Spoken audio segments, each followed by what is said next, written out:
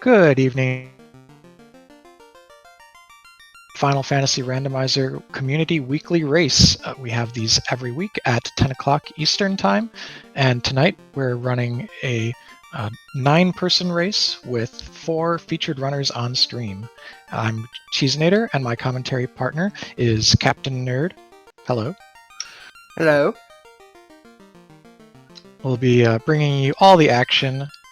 We've got a flag set that starts with a free airship, as well as a treasure hunt format where the runners will have to go find a number of treasures that are special in that they unlock the Temple of Fiends Revisited. You don't have to kill the fiends tonight. There are a number of other features of the flag sets that we can talk about as we get further on into the seed, but those are the big ones. And we're going to be getting started here shortly.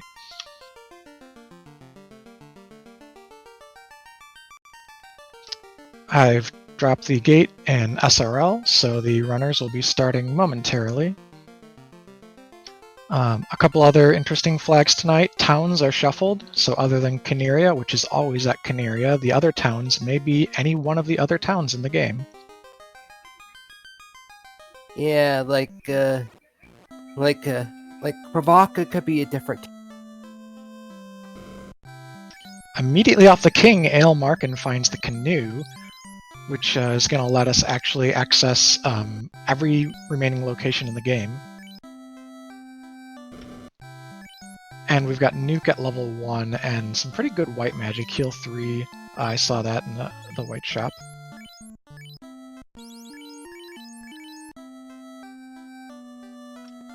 The experience scaling is quite high tonight. It's 3.5x the vanilla experience scaling with 5% per key item. So these black belts that a few of the runners have chosen are going to be really well suited.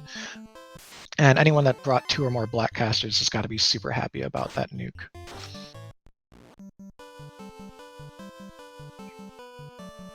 Yeah, that is gonna be good. Elastoid is doing a really quick run around the towns, which is good because you want to collect those key items that come off of characters like Bicky and the Sages. Bicky here has a pirate fight guarding his item, and that's at the Crescent Lake location. Well, Lord Fizzlebeast is in the Temple of Fiends, and he picked up a item called Yep, we're hunting chunks tonight. I'll need to see someone's menu to count exactly how many are required. It's usually between 24 and 30 on these settings. On the other hand, on the Elastoid side, he basically faced Bicky and got the power bonk. Yes, the incentive pool and the number of locations are both quite low tonight. There are 10 incentive locations and 10 incentive items. Power Bonk and Masamune are in the pool.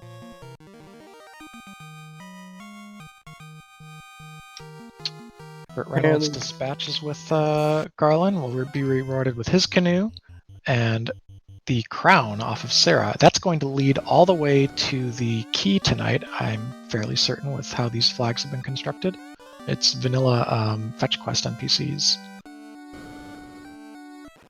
Now we have Ale Markin that went into Crescent Lake, which is actually Pravaka, and just started facing and just recently bit the pirates for Bicky and got his own power.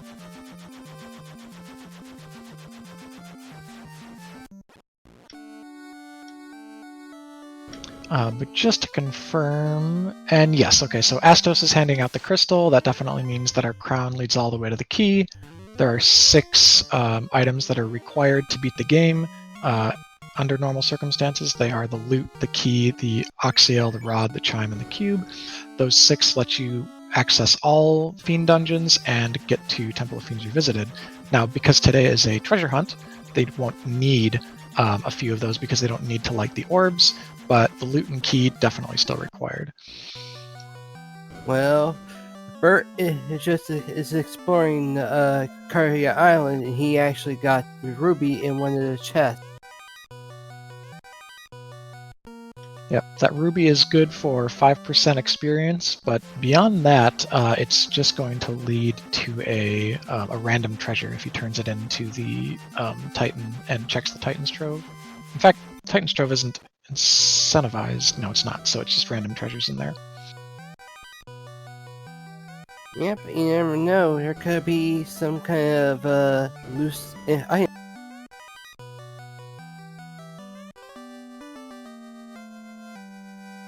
Alright, we're getting a look at Elflin magic from Aelmarkin. This is important because we got 2 sets of shops in here, and we're looking for some white magic, namely anything with life in it would be great for these red mages, but it has to appear at certain slots.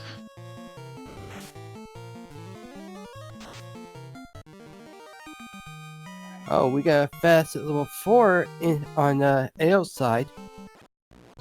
That's a good one to have early.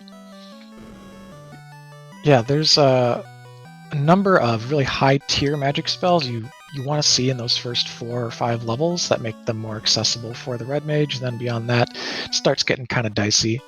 I did see the tail picked up already. Tail was at Sarda, so the runners can promote immediately if they'd like to after making that check. Aelmarkin probably will not because he has a black belt. Neither will Burt Reynolds.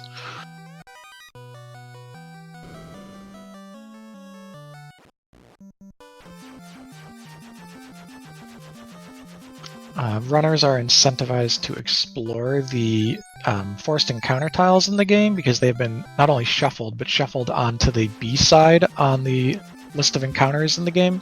So they're quite different than what you normally find in the vanilla game. Earth Cave has 3 of them right on the first floor, so it's a great place to go look for initial grind. And apparently, the guy in the caravan near Onrak has a rod for sale for like 20,300 gold. Oh, that's not bad. They should be able to afford that after just checking through a few places worth of chests. When you've got free airship, it's very easy to get money quickly. That is true.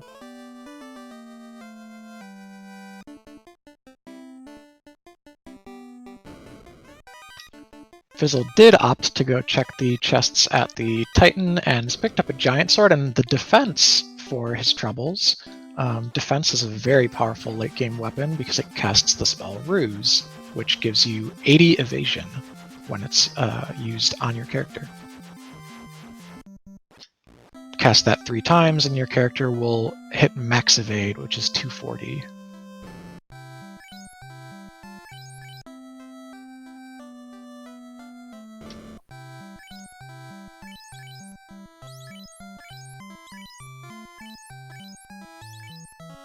Well, Flagshop and Pravaka has Ice 3 and Lightning 3, which are pretty good. Yeah, I gotta say the black magic in this seed has been killer so far. We have no shortage of AoE, no shortage of clearing power, and with fast we've got our endgame damage covered, so really it's just going to come down to finding chunks, finding levels, and depending on the availability of life with red magic, maybe leveling past the need for it, since there are no white mages on screen. Yeah.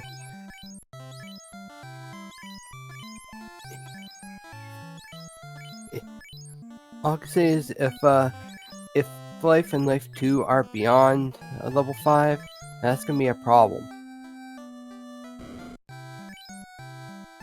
Yeah, the red mage, which can promote, of course, with that tail, can learn 3 of the spells in level 6 white magic, but then after that, only 1 at level 7 and nothing else.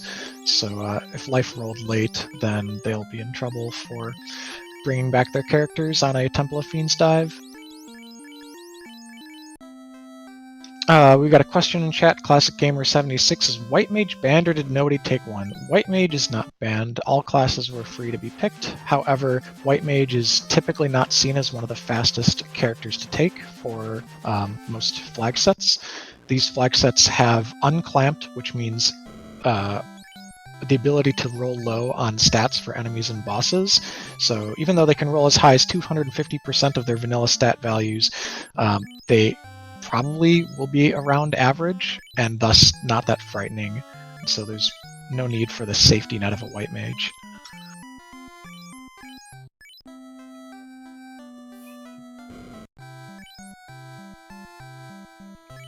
Okay, I stand corrected on the whole Crescent Lake. But apparently, Crescent Lake is actually Gaia. And apparently, Elfland is Crescent Lake. Yes. Now, the locations of all these towns ended up not being very important, especially because we got Canoe immediately, so they're all accessible. One thing that a lot of things change when you go into a seed knowing you'll start with the airship. Overworld travel doesn't become as precarious. The ability to reach certain towns, it's all a matter of flying, 10 to 30 seconds around the map. So with everything immediately accessible, we don't have to worry too much about what rolled where.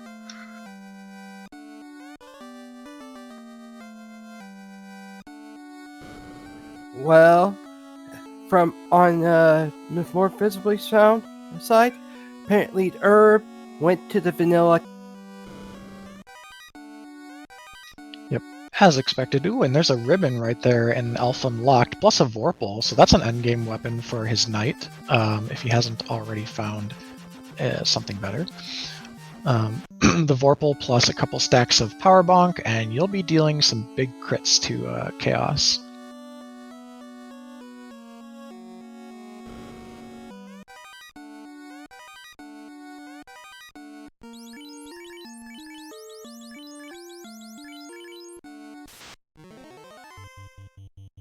We're getting a preview of these spike tiles here in Northwest Castle Locked Room, and there's a Neocho on one of them, lovingly called the Nacho by most of the community. It's a decent XP tile. It's better for a solo grind. And a Zombol fight over here, not that great. And remember, the characters or the runners will be looking for somewhere to grind their levels up. They might get some of that while running through the dungeons, clearing them, looking for chunks. But if you need a fat set of levels right at one time, you want to find a spike tile that you can just stand on. And it's pretty safe to do it inside Northwest Castle since there are no encounters.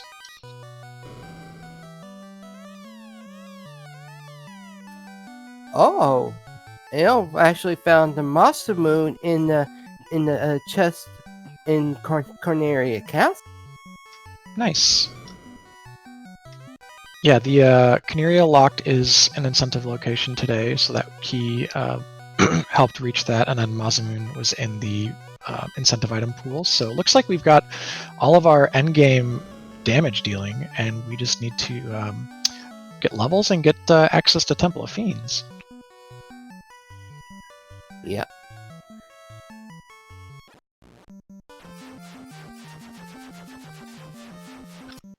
Plus, with a pro ring in Canaria Locked, and another pro ring here in the Dwarf first two chests, that's already 2 pro rings they don't have to go to the shop and buy, so we're getting a lot of that endgame required gear.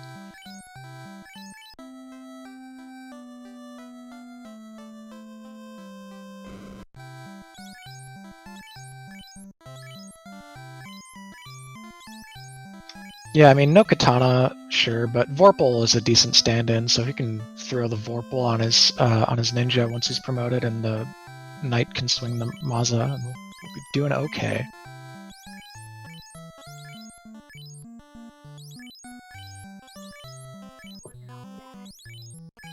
As a result, this could go in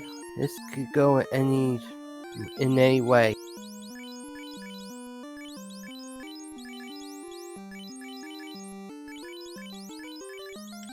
So one thing you'll notice, the runners are going over a lot of the same locations, the same treasure chests here in the beginning.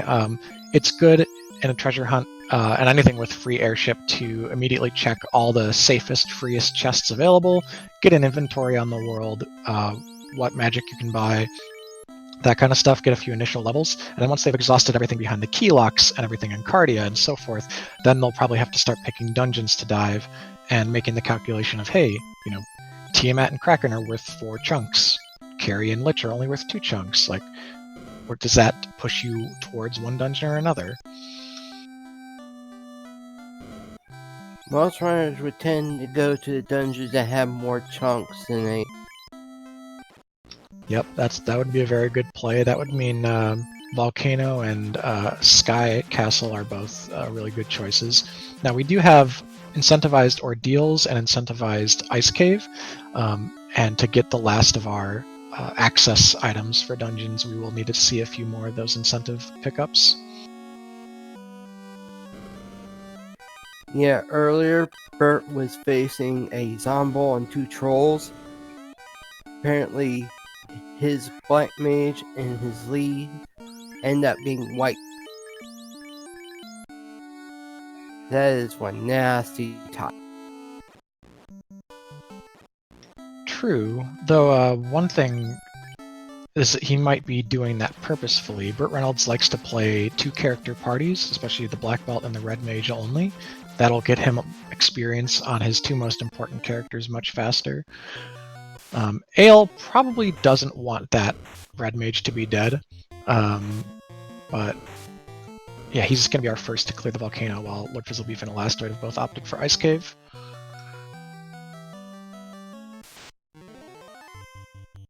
I happen to agree with that one. Now we got Burt Reynolds diving into the Conaria to get his mouse and mode. Emperor Ring. Yep, and even with a black belt, you really want to see that early Maza, because that'll give you the offense to kind of get your grind going. It makes it safe for you to do a solo tile with the black belt, or maybe a 2-person tile. It gives you really quick clearing power.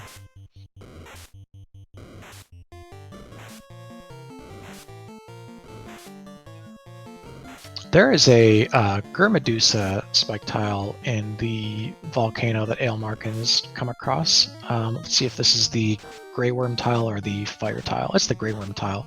Yeah, this is fantastic experience. They usually roll low HP and large packs, so as long as they don't have a lot of hits and a scary touch effect, Gurmedusas are a really great place to get experience for your whole team. That is true, but you also gotta consider if they have a dangerous little technique that can wipe out a person, that could be even more dangerous. Yeah, what we're really going to need to see is how much HP do they have. I kind of want to get an idea of what HP they're dying at, because if they die to 1 Mage Staff roll, it's going to be safe enough. Oh, they are 80. Let's see.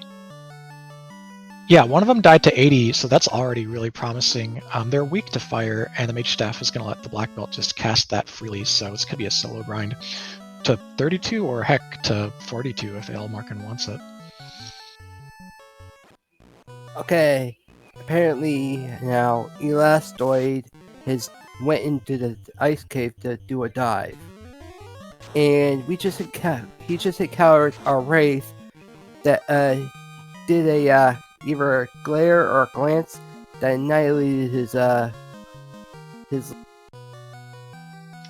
that's unfortunate. Yeah, Glare is a time elemental attack that's very hard to resist, and one-hit KOs a character.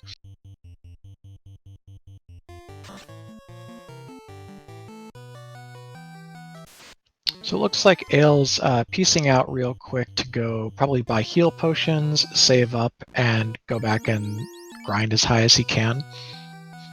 Lord Fizzlebeef is doing the warp trick to find a bottle. That bottle will lead to Oxyale in these flags. The warp trick is something you can't do in vanilla because warp is inaccessible before Ice Cave, but it lets you check all 3 of these treasures after only going down to the 4th floor, and if you want to, leave the dungeon from that point.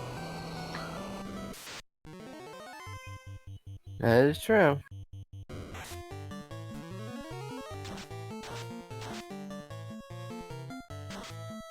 The multiple worm spike tile here that Lord Fizzlebeef has encountered has a chance to be really strong. This is also a high experience yield grind and good for a team.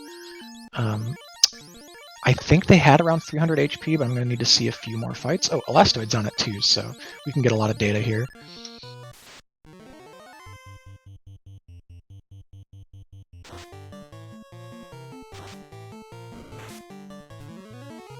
Now, what I have to wonder is, did Fizzle forget Sarda?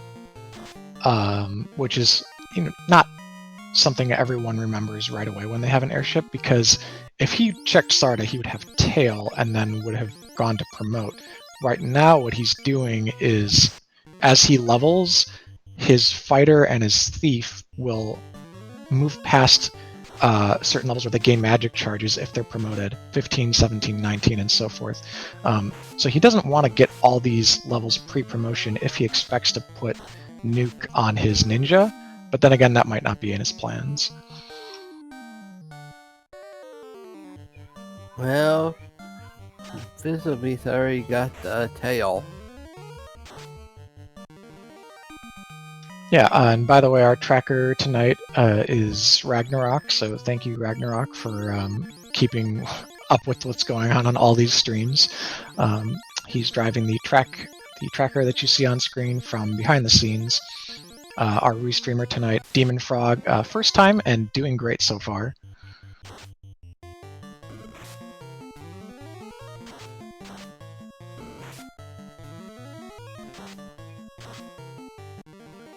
Now we got. Oh, go ahead. Now we got Bert doing the whole about ready. I think he's about ready to do the whole grind for on the Greyhound or Grey Worm area, or he just. Yeah, he's doing the grind. Yep, I think he's picking up what Ale was cooking. Both of them know this is a great spot, and not just for the team, but also solo, since they both have the mage staff. Elastoid's picking that fighter back up and is gonna probably head off and dive probably Volcano next, since he just got out of Ice Cave. Oh, nope, he's got other plans. He's going to turn in, yeah, you got the bottle out of Ice Cave. So, oh, I see. He goes to the Gaia location, but it's actually Melman, so he's here buying level 5 magic. Life is red learnable. Pre-promotion. Our prayers are answered. We will not have any issues with reviving characters in the endgame. And we got Bane at level 5 in the dark black magic.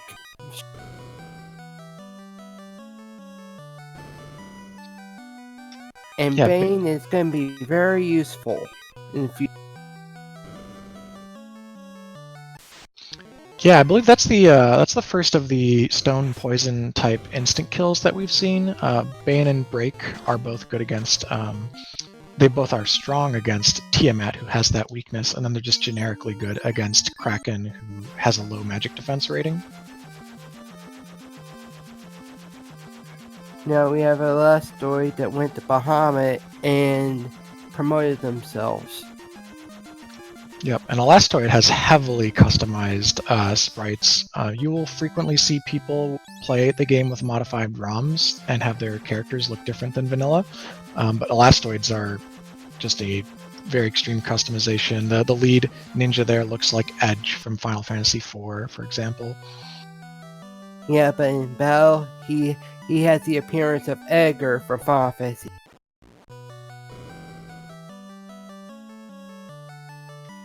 Alright, and Fizzlebeef remembered to go promote, so he's not going to pass up those magic charges too much. And Elastoid gotten his ruby from Caria Isle.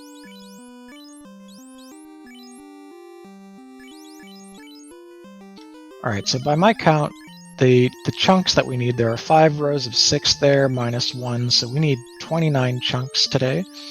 That's quite a lot. That's probably going to mean we'll see a few of those late game fiend kills, just because they're 4 apiece.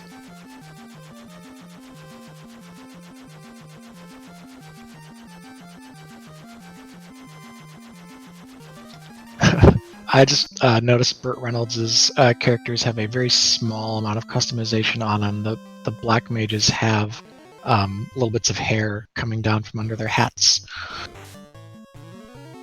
Yeah, I noticed that too.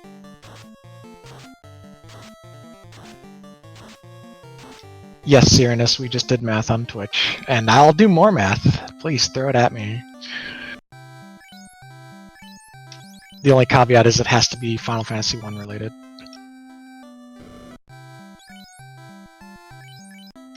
You'll also see Bert here running across these lava tiles. They do not advance the encounter table, so you can run across them as much as you like without getting fights, and he's getting the Black Mage HP down to 1, so he can quickly kill them off and start putting all the experience on his most important characters. That is a very sound strategy. Fizzle just went to Lefane, showed us that is the Lefane location rather is Onrac, so when people are ready to go either explore the Sea Shrine or kill Kraken for chunks, they'll need to go all the way to that location, and he's going to see what's out at the Onrac location as well.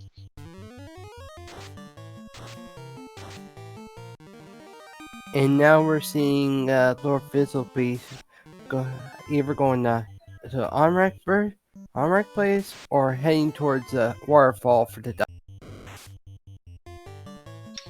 Yep, the waterfall is pretty much incentive in every single FFR flag set because the robot is considered a main NPC. Main NPCs are most of the time incentivized, so that should have one of our last go mode items, or at least dungeon access items. Apparently Onrac is actually left in high. When Lord Fizzlebeast entered it. That's good to know. So we'll, whenever we find the slab will be guaranteed to lead to the chime at that Lefane location, at the Lefane, which is in Onrac. In the black magic shop in Gaia, Fire 3 and Brack are level 7. That's not bad. The so black mages start getting charges for level 7 magic at level 20. So if there's enough leveling done before that, you could get a few bracks to use on Kraken or Tiamat. Yep, I have to agree.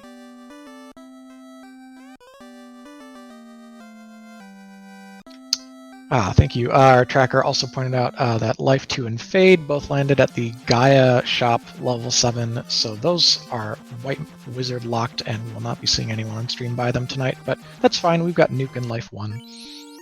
Yeah.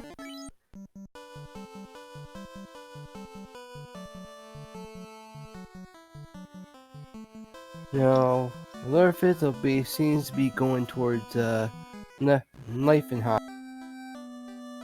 Yeah, he didn't even though he was over there, he didn't do the waterfall cave, which is a little bit surprising. He's really just going all in on this play to the Sea Shrine.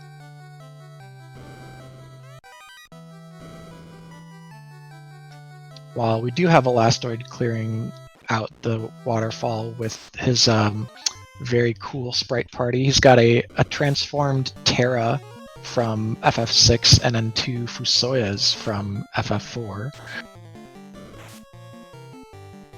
And the battle sprite is of Edgar from Final Fantasy 6. If you look at what. Oh, I see. His in-game sprite for that character is Edgar, but the map sprite looks more like a ninja. Well, I don't know what it looks like. It looks kind of like the map sprite for Edge from FF4, doesn't it? Yeah. So I guess. Yeah, the outside sprite, yes, but in the in-game, basically in-game sprite when in battle or in the menu does show Edgar of Final Fantasy 6. Yeah, that's a good point. I didn't notice that he had 2 different aesthetics going on there. With some people making these kind of custom sprites, it's possible. Yeah, I've got all kinds of changes on mine. So Aelmarkin is now actually clearing through Volcano. He's got a very high-leveled black belt, which is making a lot of these enemies run away. There go all the peds. So the top character of your party determines two things. It determines the morale rolls for your enemies, and it determines whether or not you'll get initiative or be surprised in battle. And the level of the character specifically is what determines the morale roll. So any enemies with low morale in the game will just have a chance to flee you every turn if you've got a high top character. Okay, Lord Fizzlebeef just gotten an animate within the sea shrine before the mermaid. That's pretty sweet. I don't know if it will lead to Excalibur.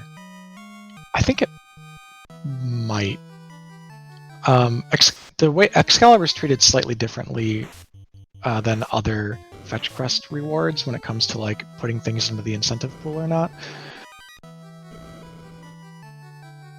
But we've already got enough weapons that Excalibur is kind of redundant. True.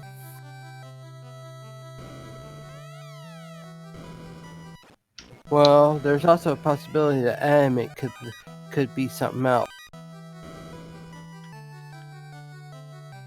So, also Lord Fizzlebeep is getting a lot of chunks so far in the Sea Shrine. He's gone right to the mermaid side, which sometimes is an incentive location, not today. There's this whole big floor with no encounters on it and like 12 treasures or so. It's really, really valuable. There's another ribbon there too, so this is paying off big time. He's getting chunks which are needed to win the game, and ribbons which are going to help you get through Temple of Fiends.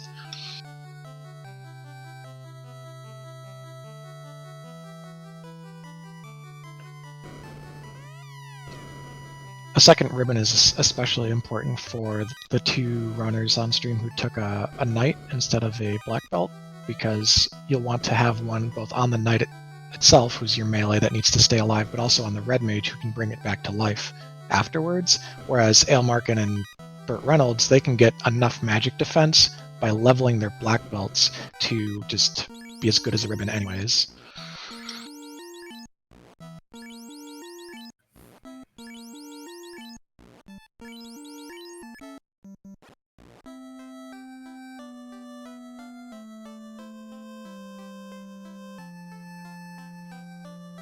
Gonna get our first look at Castle Ordeals here from Elastoid. Lord Fizzlebeef is going back into the sea shrine dive again, but this time going onto the path of craft.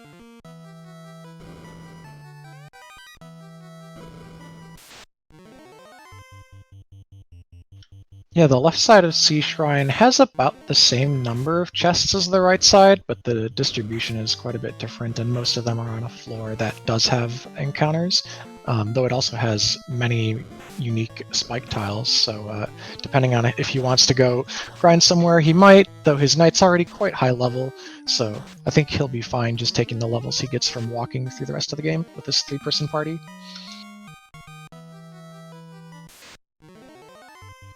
Yep. The sea shrine isn't incentivized, is it? That's right. Yeah. There's just a bunch of random stuff in here. He did find the adamant in the northernmost treasure chest on the right side, but again, that was just a random find. Which means it may have been loose.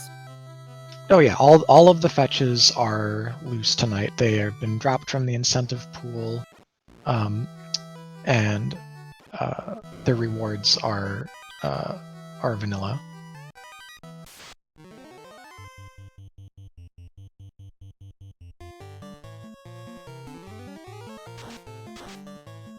Well, we now have Burt Reynolds going against He got 2 encounters right in front of... Or no, he got... Wait, did he just kill Carrie, or... Because I just saw him take a step and he ran into these guys, but I haven't seen Carrie. Yeah, Burt Reynolds was killed Carrie because of Puff doing about 576 damage when mass. I And see. he's- I blinked and I missed Carrie because he just walked forward and got an encounter right on the And- spot where Carrie would have been. And Burt Reynolds got his first crystal of fire lit. No, so the orbs aren't actually on screen tonight. You just get a reward of shards or chunks per fiend kill. So he got 2 chunks, and that advances him towards the 29 needed to enter Temple of Fiends. Well, I just say that just to get over with, you know. Yeah, it is a momentous occasion when you have our first fiend kill on stream. Ale Markin, of course, was right behind him, and now they're mirroring each other's footsteps and moving into the ice cave.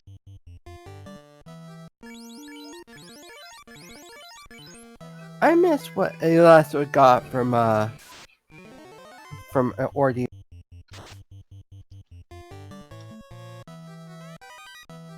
If he made it all the way through, he made it all the way through very quickly, because I saw him walking backwards on the first floor, which is an unusual state to be in. Oof, damage poison on those Tyros.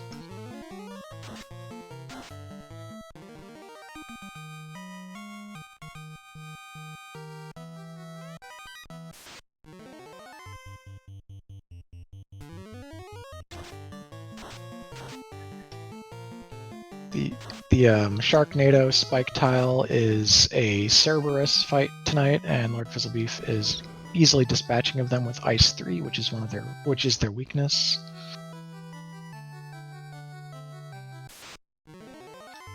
Ale warp tricking and picking up his bottle.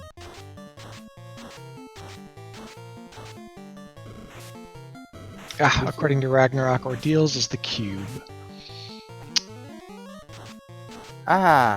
Okay, explains it. The only thing that's missing is the chime. Which is vanilla, came off the slab that Elastoid got from being the only one to do waterfall so far. So we know where all of our dungeon access items are. Cube and chime would have only been required if we couldn't get 29 chunks without entering the Mirage Tower or Sky Castle, but we don't quite know our total count of available chunks yet in the game.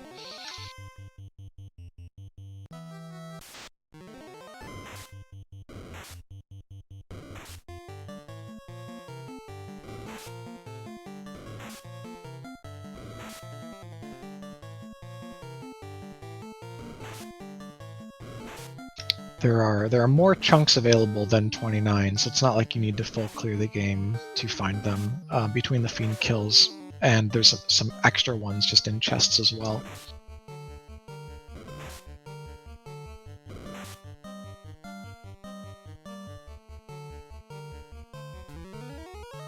Looks like we've got multi-hit Sleep Touch Lobsters too that rolled pretty high HP, so they're being a little annoying.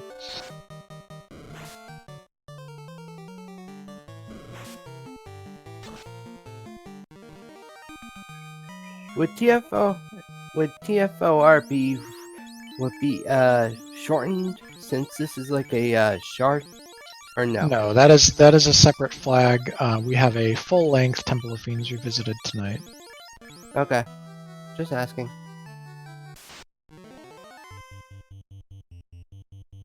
Elasto did indeed take that chime and is our first person to dive the Mirage Tower and is already being rewarded with some chunks.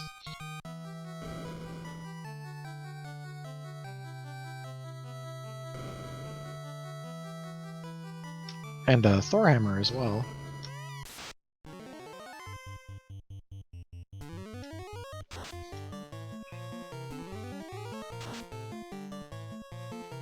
We got our first look at Kraken 1 on stream here tonight, and pretty low HP, because that was about a nuke and a hit from the Mazamune, and it's already gone.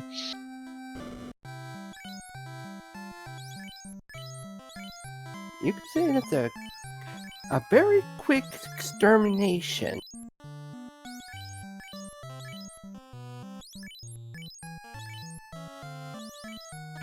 Yeah, it's like we just microwaved our calamari or something. Didn't even need to deep fry it.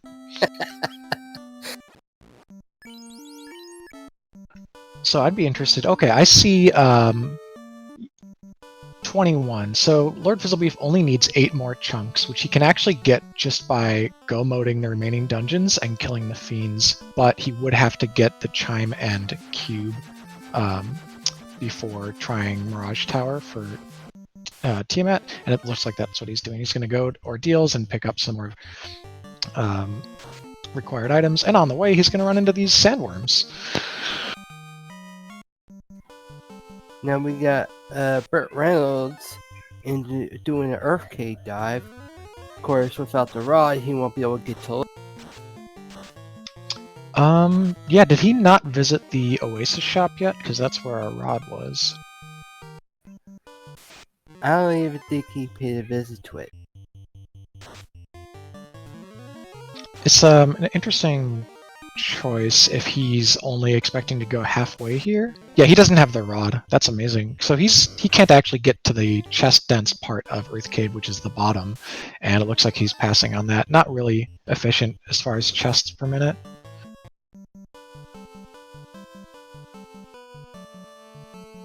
Ale's going through Ordeals as well, so kind of converged a little bit with Lord Fizzlebeef here.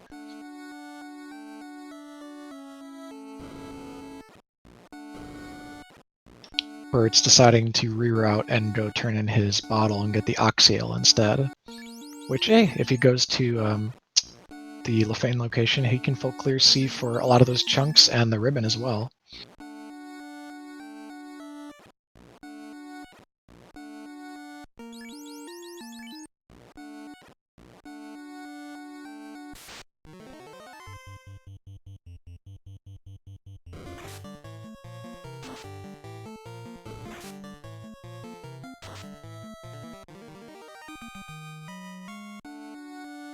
Oh, the red gargoyles are just wasting time by casting sleep, which is pretty low chance to hit, but the black mages don't have much magic defense, so they're just getting put to sleep. More of a time waster than anything. Yeah, I have to agree. Apparently there was a ship in the Orioles as well, as much as the cube. Yeah, they shrunk the ship all the way down to size to fit inside a treasure chest and stashed it away in a castle. Not much use, it's more of an antique today. We've already got the upgraded version that sails through the sky.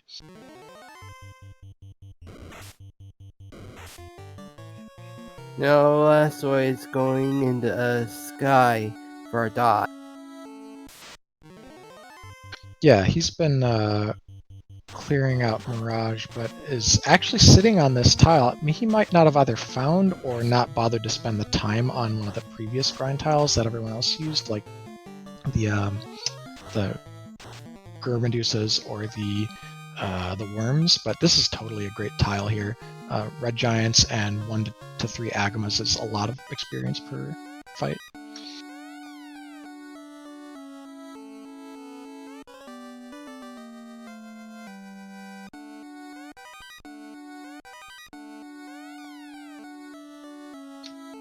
And fun fact, so Nuke is normally the best spell in the game. It is really reliable, and there's nothing in the game that resists it. However, Ice 3 is a better spell against things with an Ice weakness. It has a higher damage range, both minimum and maximum, against Ice-weak enemies than Nuke. Well, AL now has his own Ruby and Zeus gauntlets. Oh yeah, that's a pretty light cardia check, actually. Now, granted, these are atypical flags. I think a lot of the runners have been running mostly sort of Swiss-like flags, as we call them, or tournament-ready flags, because we do have the spring tournament coming up in a couple of weeks. Hint, hint, sign up. And in those kinds of seeds, you route very differently because you're looking for the airship for the first 30 to 45 minutes. And you wouldn't necessarily think to immediately fly to Sarda, immediately fly to the Cardia Islands, etc. Yep, and I just so happen to be one of those entrants to Society Science.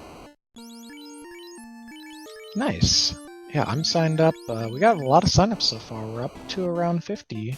So we're looking forward to a big friendly tournament with lots of competition.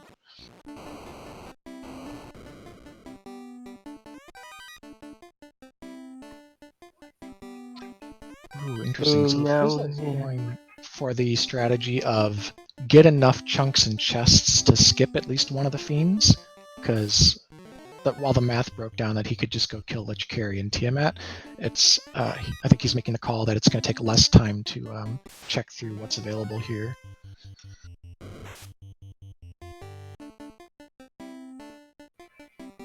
anyway, on Lord Frizzleby's side, he's diving. He's pretty much diving in the volcano.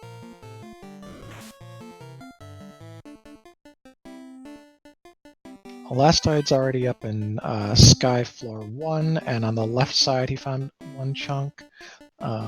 Fizzle's doing the full clear of the hairpins on Volcano, which is never fun. It's very slow for only a few chests.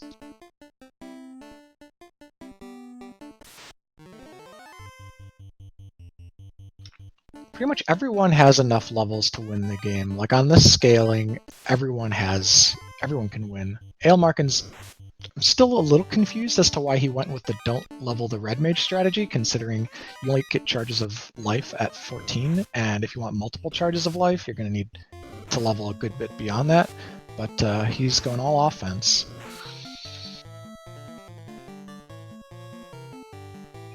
That's a very risky strategy, right? I mean, it is and it isn't. With a black belt that's level 40 or higher, you're pretty much going to sail through any unclamped Temple of Fiends, and there's not much that can kill it. It can't get one-shot by any of the bosses, and it can crit its way through max evasion enemies. So all you need to do is hit one fast.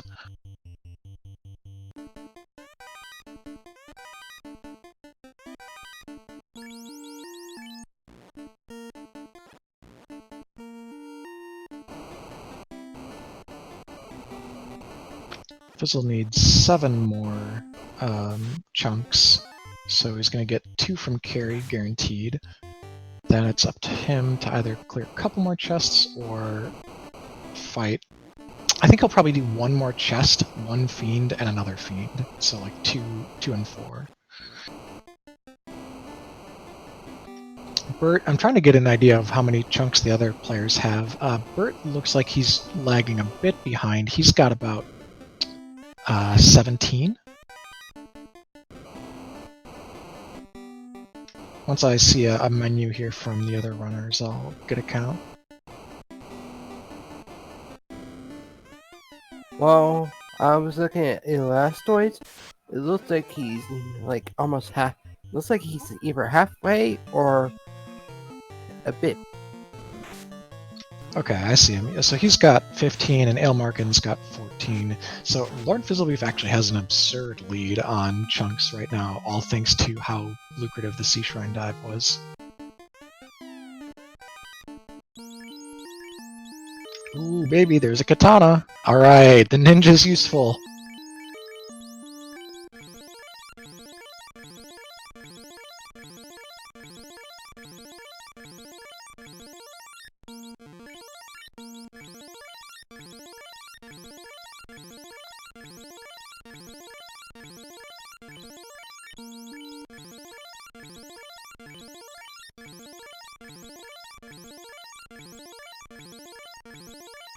Burt Reynolds picking up his ship and is about to get his cube as well, along with some, decent mid-tier items in the treasure chests and ordeals. And hopefully he makes his way towards one of the chunk-dense dungeons after this, like Mirage or Sea Shrine.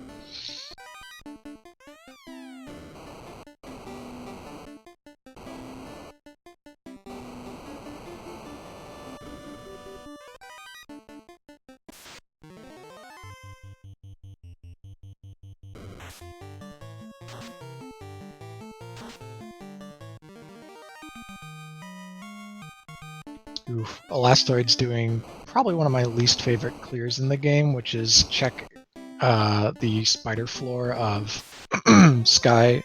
That's the second floor of Sky. It's got what, 8? 1, 2, 3, 4, 5, 6, 7, 8, 9, 10. It's got 10 chests spread across 6 rooms, but they're in 6 sort of spider leg corners across the room, and it takes so many steps to get so few treasures.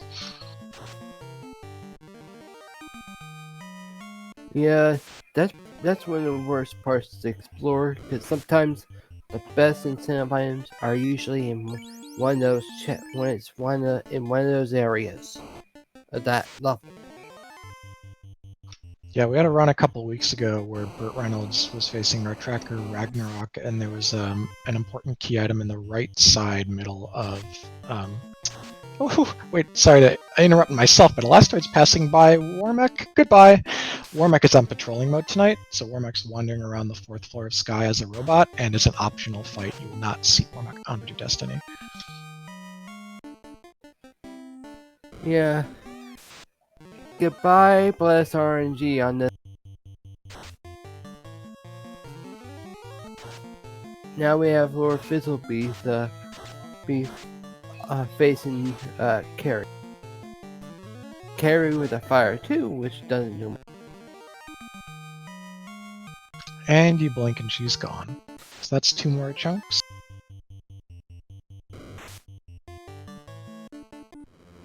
Looks like Elastoid's pretty happy with his levels because he's skipping metal slimes. He will take these unrunnable fighters, which are a stand-in fight for. Actually, no. I think there's a runnable fighter that's a stand-in for Warmech, and then the unrunnable fighters are the vanilla encounter 8. Oh, apparently we got Elastoid facing Tiamat, which is actually the sprite for Bowser. Oh yeah, we're gonna see some fun endgame sprites when it's Elastoid's turn to go through all the late fiends. He's done heavy customizations to his ROM.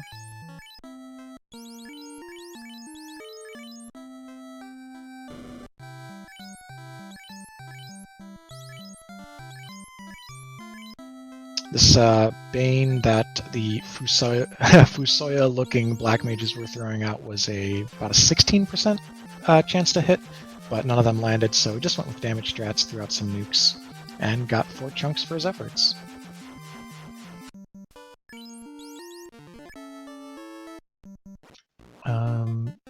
Our right side 2 runners have both converged on the Sky Palace. Ailmarkin's on floor 1 of the Sky, while Burt Reynolds hasn't quite made it up there yet. He's on the less than greater than room, as it's called, due to the shape of the chests that he's clearing right now.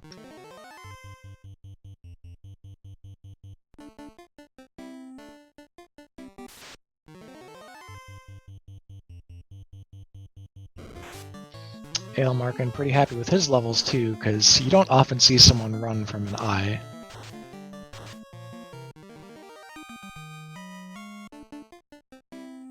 Yeah. Yeah, sometimes that's gonna happen.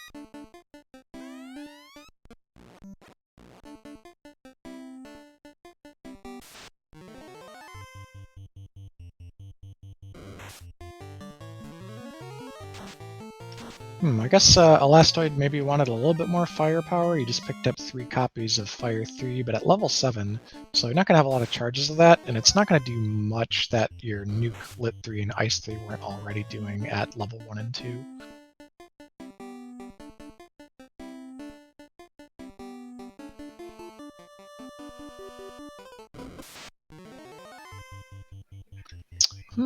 This is interesting. I wonder if Fizzle's banking on never having to go up Sky.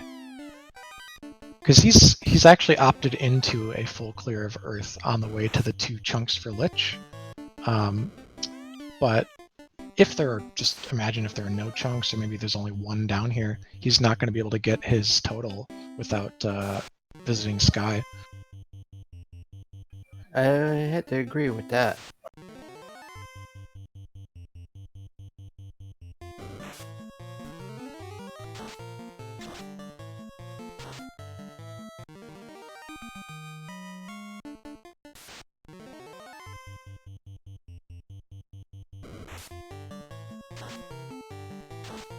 Okay, Ale's going up the Bridge of Destiny, about to probably punch out Tiamat really quickly and get 4 chunks for himself.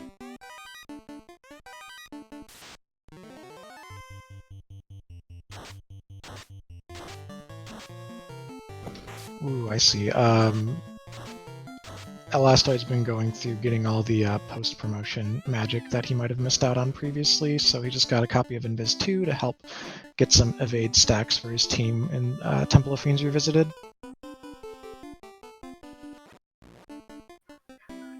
Yep. Aelmarkin finishes off Tiamat 1 with a nuke. Easy fight. Level 45 on that black belt. Yeesh. Actually, is that a master? Did he promote? He must. I think he's got a spare ribbon or something. Or he just got all his leveling done before promotion, so the MDEF didn't matter anymore, but he's got a promoted master there on top. Yeah, and they say master has a really high magic defense when in higher levels. Yeah, because he leveled before promotion. So the black belt gets 4 magic defense per level, while the master only gets 1. That's the way it was in vanilla and how typically the randomizer is played. So if you're going to promote, you either need a ribbon to cover or you need to do your leveling before promoting.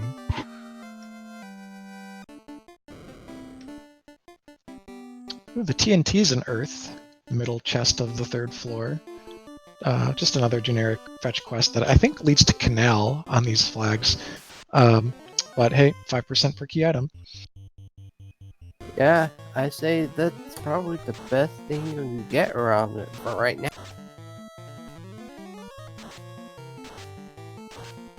Yeah, unfortunately, it's a little too late for experience bumps to matter too much. Oh, there was a Bane Sword, but he just passed on it. It's not really that useful after you've already been through Kraken.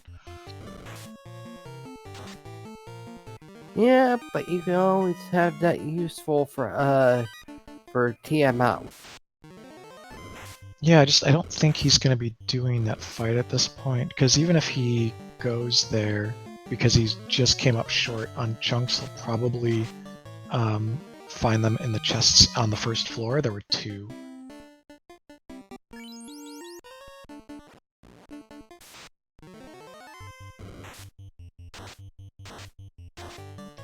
Alright, Elastoid is at, let's say, 21, I want to say? No, 20. He's got exactly 20. And I'll try and take a peek at the menus here real quick to see where everyone else is at.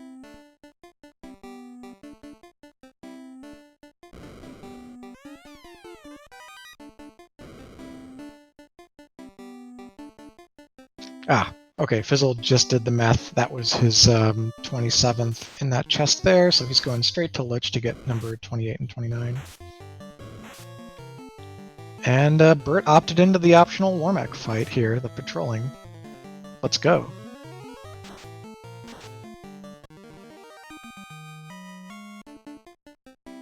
Stacking up his evasion, fasting his black belt, doing a power bonk stack, lock 2 to reduce the Warmack's evade by 20.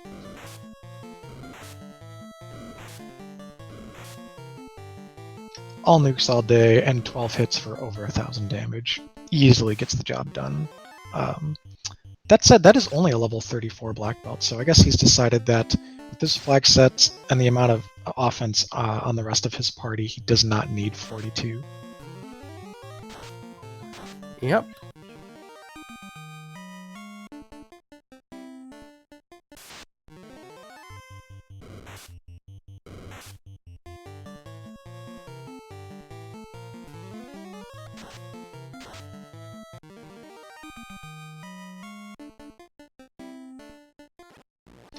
Making his way up the Bridge of Destiny to do his Tiamat fight. Just gonna go straight into it. He could probably 1-round this, but I wouldn't be surprised if it takes 2 as well. And we got a simultaneous fight here with Lich, who went down to 1 swing of the Mazune.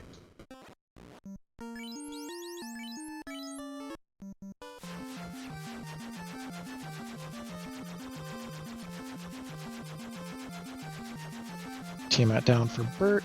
Let's see what those chunks are at. Oh, he's 4. No, he's 3 short. Okay, so Bert is at 26.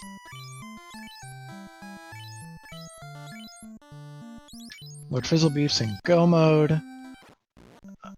And he's just stocking up on his heal potions. Looks like he's going to be our first into Temple of Fiends Revisited here at 50... Ooh, let's call it 59 minutes. He's burning off some saving gear so he gets his heal potions into a favorable spot.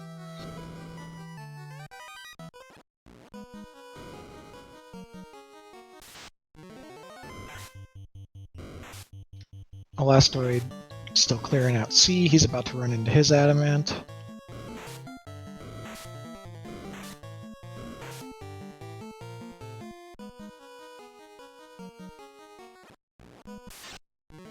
Ael's catching up on some magic he might not have... Oh, there we go. Yeah, Lock 2. That's a good one. So what happened is Temper rolled at a very high level. It might even be level 8 in Gaia. So nobody's casting Temper today. And what we're going to do instead is rely on that Power Bonk, Fast, and then Lock 2 to lower enemy evasion, which can roll very high on 250%. Oh, sorry, Ragnarok says Temper is on rack 7. With a lot of the runners running 2 Black Mages and getting the levels they did, I think Temper would have been fine. But picking up Lock as well, it'll kind of be a backup, so once the Temper charges are out, you can use Lock to increase your damage beyond that.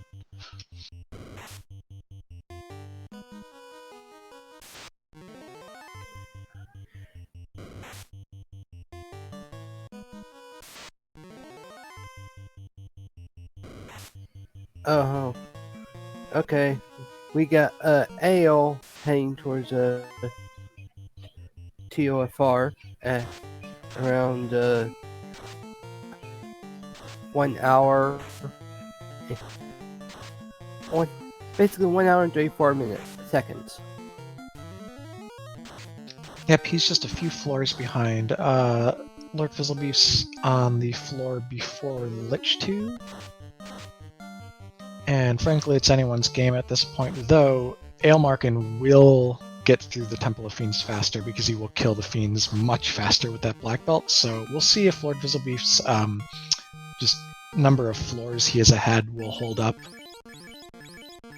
He's going to have to spend more time doing buffs per battle, while Aelmarkin's going to be able to, like, one-shot some of the Fiends and then two-shot most of the rest of them. Yeah, basically all the master needs is just a fast and 2 powers. That's it. He go through any of them in an instant.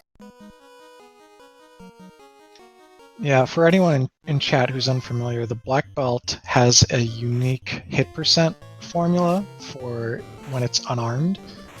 It gets 2 hits at the juncture where an equipped character would get 1 additional hit, and it gets 3% hit per level. So you add that up and you're dividing by 32. When you hit breakpoints of 32, you get 2 additional hits. That happens at level 21, level 32, and level 42. 42 you max out and you get your 10th hit. So 10 without fast, 20 with fast. That's a lot of hits. Okay, we got Lord Fizzlebeef facing off against Lich, and it went down in 1 shot. Yeah, everyone's favorite speed bump, which occasionally, like happened to me earlier today, has a first turn nuke, but that Lich didn't see anything. Now Fizzlebeef is facing off against Carry 2. We got a nuke going and a hit. And basically dead with another nuke. And nuke hitting with another.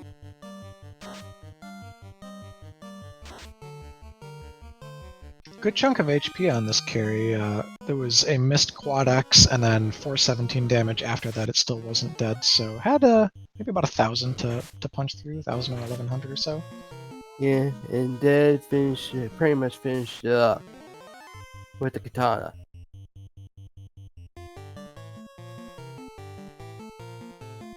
Ooh, Aelmarkin's red mage is down, so no life charges. Gonna have to get through Temple of Fiends with just who's standing, but still shouldn't be that bad. Though I would definitely move that black mage in the second slot down to protect it from Kraken. Yep, there he goes. Really good strat, indeed. Yeah, I think what you bank on is that even though Kraken 2 can hit very hard and can probably two-shot the black belt, it's got low enough HP on average that you would expect to kill it in 1 or 2 hits, and so you won't have to worry about the black belt dying even in the top slot, but you never know. You can get bad turn order. Another plan might be to make a sacrifice where you put one black mage up in front just to make sure that the black belt doesn't die. Yeah, Aelmarkin's about to catch up to the Kraken fight and might even be through it. Oh, he's getting stuck with this random encounter here, so that's giving Fizzlebeef time to chunk through Kraken. But I think by Tiamat, Ael's probably going to pass him. We didn't mark Bert's Topher entrance time, but it was at about 104.30, so 3 minutes behind Ael's entrance time with a slightly lower level black belt. And apparently, Kraken 3, Kraken 2 is now down, and Fizzlebeef is now at Tiamat 2.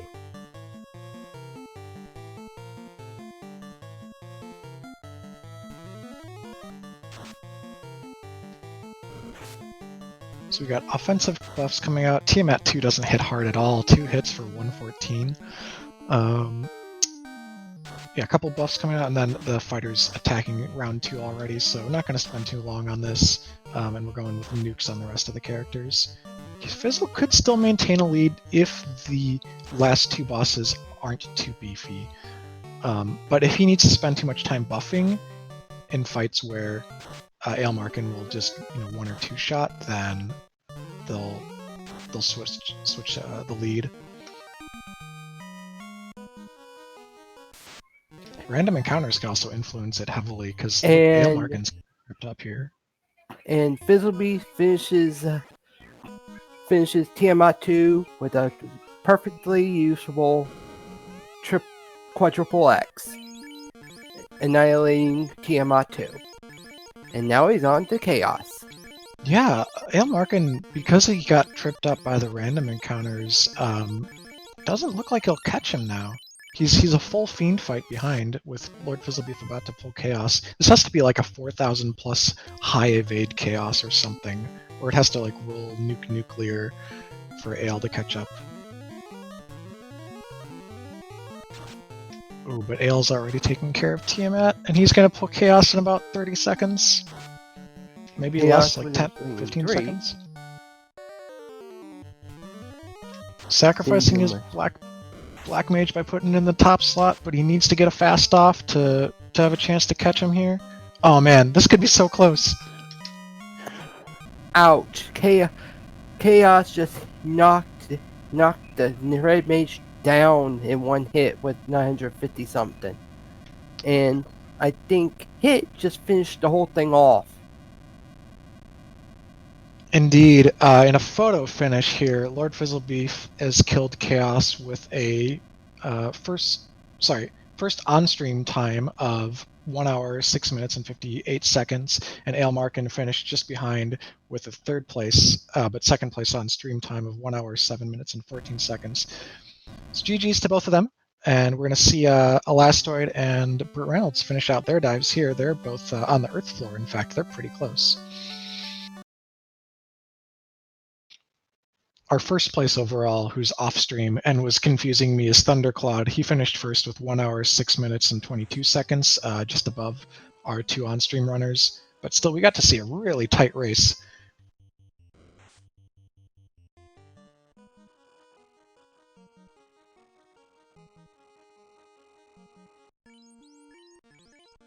And as is custom, we like to bring in runners after they finish a seed onto the broadcast for an interview. So we will ask Lord Fizzlebeef and Aelmarkin if they'd like to come talk with us while Elastoid takes on Death itself, a changed Lich sprite.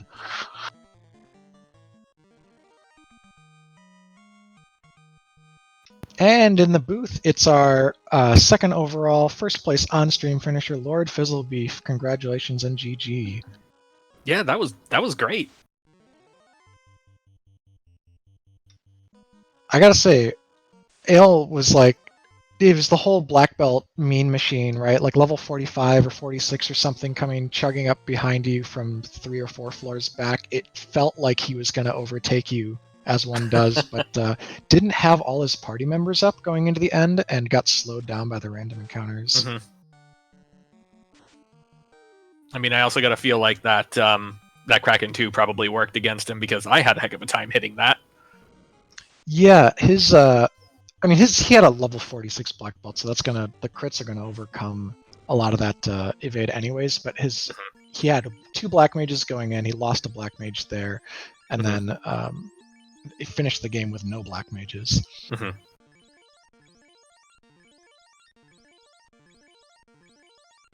So the thing that put you ahead of everyone else is how heckin' chunk dense the sea shrine was. You went there way before everyone else. So in these shard hunts, like it's a game of pick your gamble and then just like all in on it. And out of the gate, I saw like the one potential path that I know is gonna be attractive to everyone is Volcano, right? Because like you can go there without any items. There's guaranteed at least 2 shards. It's fine. And then I saw the rod out of Caravan. I was really hoping that it was A, affordable, and B, not rod. So I'm never doing Earth Cave in a shard hunt thing unless I have run out of options. And then as I was, going around, I really wanted to get into some Northern Continent dungeon, and then I found the bottle. I was like, well, great. Fetch isn't randomized. I know this is Oxyel. Let's put all our hopes on Sea Shrine, and that worked great for a while. Yeah, no, it was fantastic how it all worked out, and frankly, everyone had so many levels right from the beginning because there were 2 different spike tiles found very quickly that like the strength of everyone's party and the offensive capabilities were never in doubt. So it was just go to collect chunks. I mean, I know found the worms, but what's the other one? Oh, the Gurmedusa one. Yeah. Yeah. Hey, and there was Ale, even GG. GG Ale. Thank you. Just wanted a quick update on our broadcast here. We've got Elastoid on the air floor while Burt Reynolds is just a tick ahead. They've been about as close as Lord Fizzlebeef and Aelmarkin were respectively to each other. Wait, was that an Iron Gull? Oh, sorry, Burt Reynolds is behind. I'm surprised Burt Reynolds is behind Elastoid. Or, no, are they... Wait, Elastoid's about to pull Tia. Burt just potioned faster than him. Okay, so this is like a virtual tie right now. But there's only one black belt on this screen, so... I think I know how this is going to go. But yeah, Ale, we were just discussing how it looked like you were going to catch up and make up the difference to Lord Fizzlebeef, but it just didn't quite work out with the combination of different encounters and you not having all of your mages up to increase your offensive speed. Yeah, it was just unfortunate. I took a wait on Carry 2, and of course she decides to punch my poor little red mage. Could have cast Nuke with him instead, but, it's just one of those things. Yeah, Carry 2 was pretty high HP. Ragnarok, our tracker tonight, estimated about 1600. And Bert's about to pull Chaos, is now a full screen ahead of Elastoid, so it's going to have to be a miracle here. Maybe some unlucky punches or something deep in the spell list, if it even gets that far, for Bert to lose from this position. And Elastoid pretty much took down Tiamat 2 is now heading towards Chaos. I don't remember seeing anything hairy out of Chaos. I took one round to buff, and then I just went all offense, and very quickly Chaos fell over. Speaking of Chaos, we've got a Hans Gruber sprite here on Elastoid's screen. They're both spending time doing defensive buffs, and we've got the black belt is on top on Burt Reynolds' screen to maybe protect those weak mages, while the main melee on Elastoids is in the third slot, so one of the less frequently attacked positions. But either way, they're pretty safe from Chaos as far as the physical attacks go. Oh, that's where Temper was. It was level 7 when I gave up looking for it. Yeah, I mean, with double Black Mage, which a lot of the people running tonight had, Temper at 7 is still fine. But with Lock, Fast, all this other stuff available in super high experience yield, it just seemed like there was going to be no shortage of offense. With the early bonk and with the low-level access to Lock, I didn't feel the pressure that I needed Temper to solve my end game situation. It would have been nice to have, but I wasn't prepared to spend time looking for it if it was buried at 8 or something. Yep. And the defense sword came pretty early. But anyways, we had an even closer photo finish between these two than the previous two, which is a really interesting way to have it happen in pairs like this. But Burt Reynolds came in only 4 seconds ahead. So Burt Reynolds finished in 6th place overall, 3rd on stream with a 1 hour, 14 seconds, let me try that again. 1 hour, 14 minutes, and 22 seconds. Elastoid, 7th place, 4th overall on the stream. 1 hour, 14 minutes, 26 seconds. Between them, since our other finishers, we had Salty Fry and Shofukumachi finish off stream. GG's to all of them.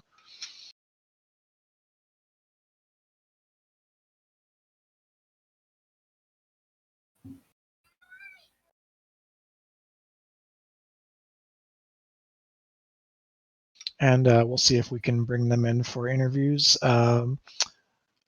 Everyone has killed their streams, it looks like, so we've got some beautiful black screens for you here, but it's okay, you can still listen to the sound of the runners' voices.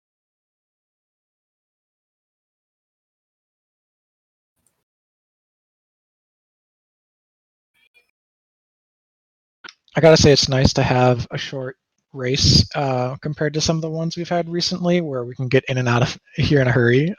Commentary on a 1 hour, 15-minute race is very slick.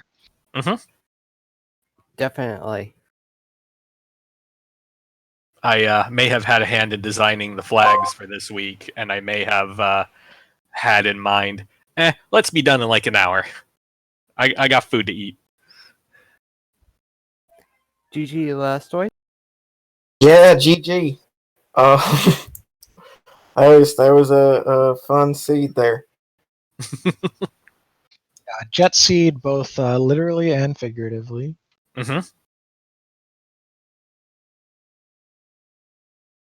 I knew wiping in Ice Cave, well, actually having to reset out of Ice Cave was going to cost me, but you too, huh? I didn't wipe, but as soon as they killed both my black mages, and I was like, well, I didn't buy a warp on my red mage, so I might as well reset out. Yeah, I had a similar situation on the 2nd floor. I lost my black mage, and my red mage wasn't a high enough level to cast warp, so I figured, this will be faster if I just reset. Yeah. Yeah, and go ahead. No, go for it. I was going to say, because of the early ribbon right behind the key in Elfland Locked and the early grind tiles, people got HP and magic defense so quickly that we didn't have to comment on, oh, this dive is so scary, people are dying to damage poison or thunder. The dives are pretty non-consequential. You're describing that a couple characters went down, but they weren't really bad wipes. Yeah, I had a lot of unfortunate setbacks because I just didn't feel like going all the way back to Canaria to get gold bracelets from my mages. That's really all it comes down to. And they were cheap too. They were 6,000. I couldn't believe how cheap they were. They were real cheap. I have to admit, I was impressed with the fight between I think it was I was impressed with the fight you did with Tiamat 2. I think you made a successful quadruple X attack, which finished it. Wasn't me, because I only had a black belt and a black mage up at the time. Yep, And so I just punched him down. I got the quad X on that one. I Very figured nice. after an okay round of DPS, like if Black Mage is going third or fourth in turn order, quad X might work, maybe. Yeah, I mean, it's always a good bet to take. Usually more crucial if you have limited nukes and you're like, oh, I don't want to waste one more of these or something. But Yeah. It's technically 300 damage-ish if you're basically done. pretty much. So, did y'all clear like you clear Earth or something, or where'd y'all Yep. all go? I did sea, and then I did volcano, and then I did sea, and then ordeals, which was a waste of time, and then I did volcano, and then earth, and I got my last shards in earth. Yeah, Ordeals and Waterfall, since they had what gated access to Sky, and then including Sky, those 3 dungeons collectively were just not the like chunks per minute reward that Sea Shrine was. Yeah, I mean, I did so I completed Sky, and I was like, oh hell, I'm gonna have to go do on rack now. like that you're gonna get enough shards, on rack. Like I think I needed 12, and I was like, I'm gonna get them. We'll be fine. But it's still a drag to have to kill like 2 fiends. Yeah, I routed Sky before Sea, and I think there was maybe only 3 chunks in chests in Sky, and I was like, oh, it's kind of a letdown. I walked into Earth only needing 3 shards, and I knew I was getting 2 from the final boss. I was just like, it'll be fine. I'll open a box somewhere that has a chunk, and I was starting to really bite my nails when I got down to B4, and I still hadn't found a chunk yet. Yeah. Did you have Ruby? I did. I did that pretty early. What was there anything behind that? Defense was in there. Oh, fucking hell. Gosh darn it.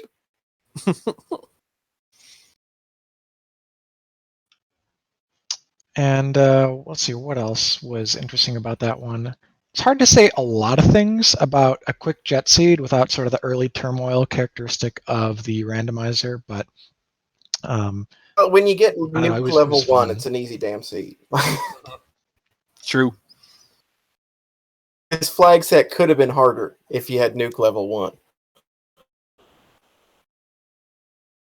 Yeah, I mean, but then we had lit 3 and ice 3 at level 2 anyway, so the seed was like determined to give you good magic. Then you had a mage staff right next to the Gurmedusa tile in Volcano, so it's like, here, do your grind if you're going to do one. I did not get to do that grind, but because before I could get there, something killed my fighter. The asps. The asps were on the tile right there, and I checked that tile and I go, oh, asps have death touch, so that's great.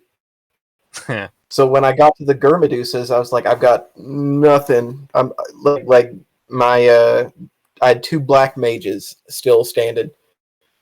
So I was just like, get me out of here.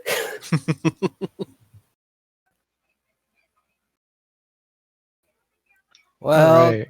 I That was did. Oh, go ahead, Kevin.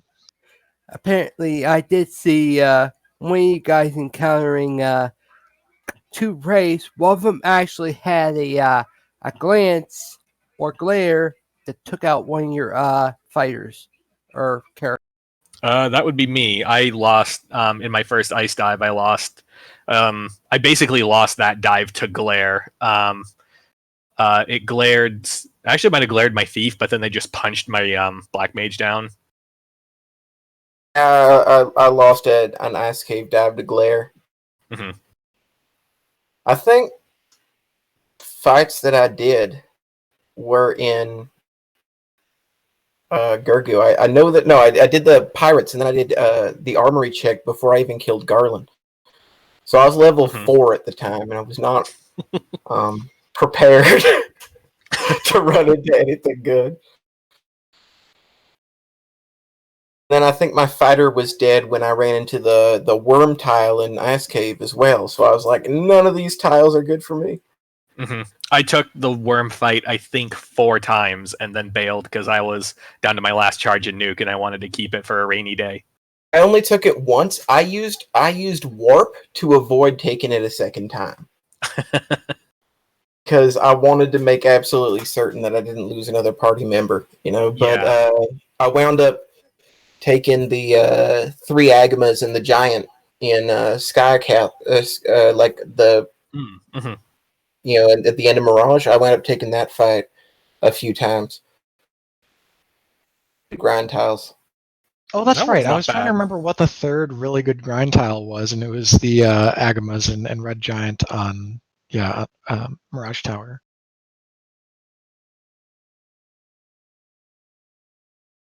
I must say it's funny when. Easy. Oh, go ahead. I was gonna say it's easy to walk past like a grind tile and just leave it behind if you feel like there's probably going to be something else almost as good coming up. Like I still haven't checked Temple of Fiends key locked or anything like that. I'm sure I'll be fine. Did anyone check Temple of Fiends locked? Was there anything good there? Nothing good. One of them had a 1 gold chest in it, and I can't remember what the other 2 had. Nice. I can check it right now. I think we'll live. We Scorpion. didn't That's miss a real much. fight. So we've seen 2 of the ribbons. One of them was in right side Sea Shrines. So defense was seen Katana. We found the Adamant, which no one turned in because they didn't need to, but that would have led to Excal and vanilla fetches. Yeah, I was extremely happy with all the gear I ended up finding. That's the beauty of Shard Hunt. It's so you open so many boxes that you just get an enormous pile of gear. Especially when it's like 1 minus the max or whatever. How many shards did we need? It was 29. It was kind of hard to keep track because it's like an odd number, and I had to wait to see people menu and then count. But I had a pretty good sense that Fizzle was ahead from about Sea Shrine onwards. Everyone else was about even in their shard counts or chunk counts. Beat me by 4 seconds. You know how it feels to kill Chaos and then go to click over to the hex chat and hit enter, and then you see someone done before you can hit enter? That's... Yeah, that happens in FFR, especially on shorter flag sets. This happened constantly in OnRack Summer Vacation tournament last year. Where you finish before the other person. Oh, there was a chunk right there. Yeah, the Air Week last year. I think did it have a shard hunt too? I believe it did. I'm pretty sure it did. Yeah. Air Week last year was shard hunt and free airship, so it was very similar play out to this. I don't know why anyone would want a summer vacation in OnRack, though. Really, the town's a whole. You can ride the barrel. I hear they have good ice cream. Their entire economy was based on a sea shrine that sunk into the sea. Oh, okay, well, I guess an inn. The Sun Sword was in Volcano. Oh man, that would have been useful. Oh yeah, that was in Hairpin Chest, the guarded one. I wouldn't have needed the damn. I used a Vorpal sword on my Red Mage, and I felt bad every time she swung. Yeah, the Red Mage does not have money stats behind that, so you don't get a lot of swings. You don't get much base damage. Yeah, but I mean, every time you use the Vorpal sword, a little piece of you dies. That's scientifically proven. Well, only if a piece of you is the enemy fiend. Oh, because on a cellular level, a piece of you is always dying, right? So you can't argue against that. A little piece of you dies every time you use the Vorpal sword. All right, yeah, that's true.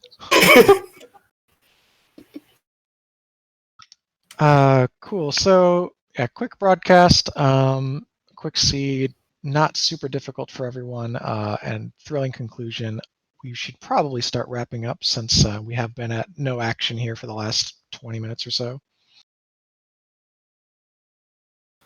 I just think it's impressive we had two groups finish so close to each other. Like the top three all finished within a minute of each other.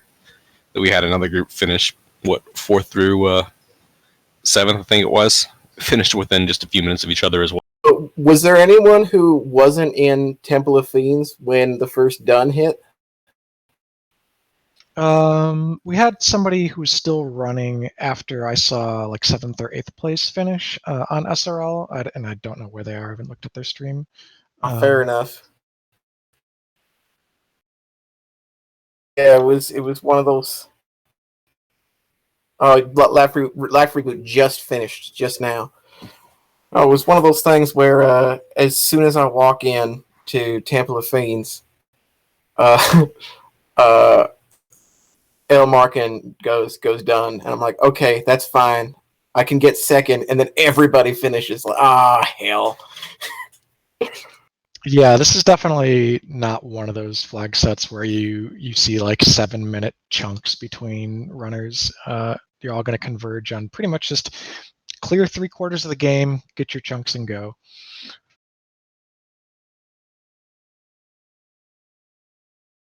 I will every time I use a thief, a little piece of me dies. I wasn't around for the explanation of that, so.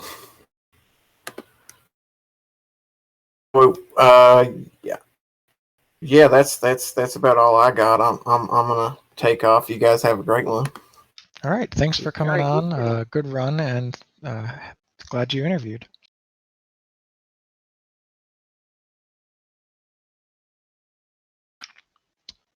And I guess I'm one of the official quote-unquote broadcasters, quote-unquote, here, so I should probably wrap us up. So any final thoughts from the remaining runners? I was just impressed with how quickly the seed played, but how smoothly it went as well. I think it was a pretty well put together flag set. Yeah, and breath of fresh air after a couple of difficult flag sets were chosen for on-stream races the last week or two.